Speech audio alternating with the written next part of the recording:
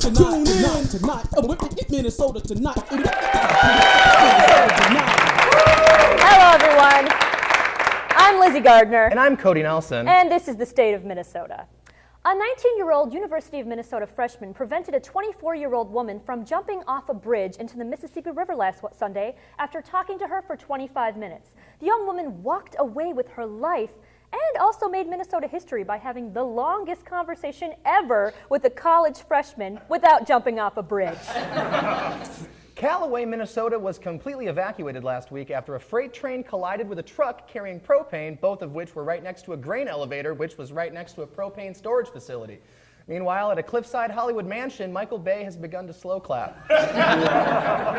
During Muslim Day at the Capitol in St. Paul, Minnesota GOP Chairman Keith Downey addressed controversial remarks about Muslims by Republican presidential candidates, saying that any proposal to curb terrorism must not violate people's freedom of religion. Attendees said that while this was refreshing to finally hear from the GOP, it was still disappointing that it was so refreshing. The Minneapolis-St. Paul Airport has recently hired a pack of therapy dogs to help relieve stress for frustrated travelers waiting for their flights, finally proving the point that there are no humans left on the planet that want to work for an airport. And I know you're upset, miss, but for each layover gets one rollover. Rollover. That one works for Delta. He doesn't listen too well. An Oakdale woman is opposing a proposed Gold Line East Metro Transit expansion on the grounds that it would urbanize the area. She later went on to say, this is the suburbs. People don't move to the suburbs to ride a bus. That quote translated, people don't move to the suburbs. They don't move to the suburbs to see black people. Yeah. Republican State Senator Julie Rosen has proposed a state bonding bill that would provide $300,000 to build a museum commemorating the Jolly Green Giant Food Company. Look, there's already a place dedicated to people appreciating prepackaged vegetables. It's called the grocery store.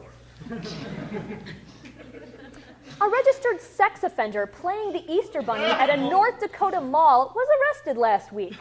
Which begs the age-old question, which came first? The precocious toddler or the pervy mall Santa? We may never know. The Minneapolis Restaurants Upton 43 and Victory 44 have ended the experiment to stop tipping and including service in the price due to poor feedback. So essentially, restaurant guests don't really feel like they should have to pay for a server's living wage. And that's completely fair. I mean, restaurants don't want to either. A Monticello, Minnesota company, Ideal Conceal, is making waves this week for introducing a handgun that looks like a cell phone for a more conspicuous concealment. Whew! Suddenly, drunk dials have become a lot more than just a figurative game of Russian roulette. New gun! Who dis? Metallica will be one of the first bands to play in the newly opened U.S. Bank Stadium later this year, and tickets for their show sold out in under 10 minutes. Wow, how cool. That really speaks volumes about Minneapolis. First of all, apparently a lot of people in this town still own snakes. For 2016, the Walker Art Museum has moved their acclaimed artist-inspired mini-golf to the roof of the building. A spokesperson for the Walker Art Center said, "Stop trying to fight it. Your first dates are gonna happen here." A man was injured last week at the Mall of America after falling off a third-floor escalator, landing on a kiosk on the main floor. Eyewitnesses say the man was last heard muttering, "Cinnabon's this way, right?" Swedish rapper Young Lean had a show canceled in Minneapolis last week when an ISIS bomb threat was made on the Fine Line Music Cafe, which begs the question, where was ISIS when my mom made me go see Bon Jovi in '95? ISIS. ISIS! Give me a break. Police statistics show that 59 people were shot in Minneapolis from the beginning of the year up until March 28th, nearly doubling the amount in the same time period from last year. Man, it really has been nice out lately. So nice. The Hazelden Betty Ford Rehab Facility released a study stating that problem drinking has become an issue among lawyers, to which I say, no, it's pretty much everyone. An Eden Prairie car dealership gained national attention this week when people lined up and waited for hours to put down a $1,000 deposit on the new Tesla Model 3, which is not even expected to begin production until late 2017. One patron in line was quoted as saying, "It's nice to have something to look forward to." And while I don't know a lot about cars, there's something really soothing about Tesla enthusiasts being as sad as the rest of us. The Republican Party of Minnesota has not decided on a final procedure by which they will elect delegates to attend the Republican National Convention in Cleveland in July. At press time, Republican officials said, "We're having a tough time because you have to go to Cleveland is maybe the worst thing any Republican has said this year, except for Trump." 90s band Smash Mouth will be kicking off the upcoming Grandma's Marathon in Duluth this summer with a performance the night before the run. This is true. Complete with nostalgia and all of their hit singles, this event is sure to make you miss the days when endless Facebook pictures of color runs were the worst thing about marathons. The worst thing. Ugh. Alongside Louis C.K. and author Jonathan Franzen, Senator Al Franken will be appearing on an upcoming episode of Celebrity Jeopardy, marking the only time 3 straight white men will be in Jeopardy this year.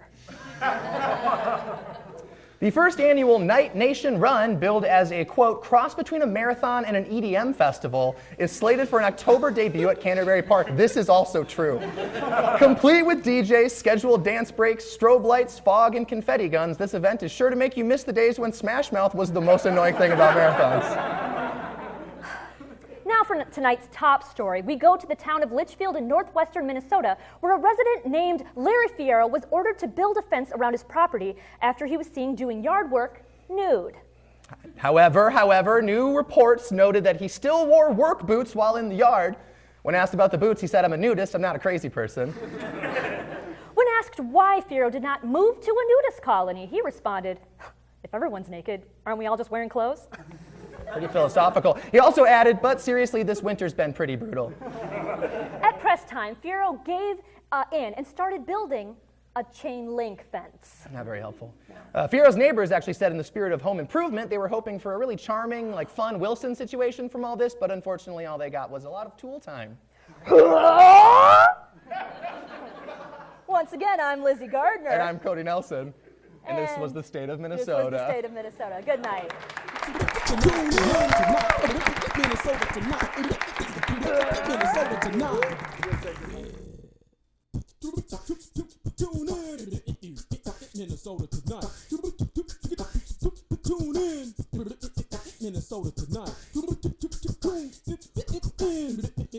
Minnesota tonight. Minnesota tonight.